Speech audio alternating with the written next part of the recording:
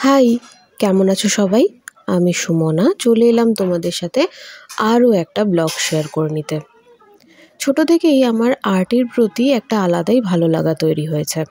তাই বড় হবার সাথে সাথেই ভালো লাগার অনেক ধরনের আর্টের মধ্যেই একটা কালারফুল অ্যান্ড ক্রিয়েটিভ ফিল্ড হিসেবে মেকআপটাকে নিজের কেরিয়ার হিসেবে চুজ করে নিয়েছিলাম।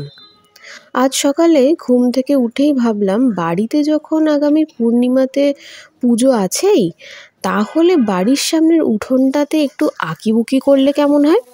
তাই কথাটা দাদুকে বলতেই দাদুও দেখলাম মানা করলো না, উল্টে আমার কাজের সাথে সাথে আমি বাড়ির কাজও সামলাচ্ছিলাম বলে দাদু নিজেই বসে বসে লাল রংটা করে দিচ্ছিলেন। হেল্প না করলে হয়তো একা পুরোটা করতে অনেকটা সময় লেগে যেত। এই রে, দেখেছো, এত কথা বলতে বলতে আজকের মেনুটাই বলা হলো না। আজ কিন্তু মেনুতে ছিল ভাতের সাথে লাউ চিংড়ি আর কাটাপোনা মাছের ঝোল।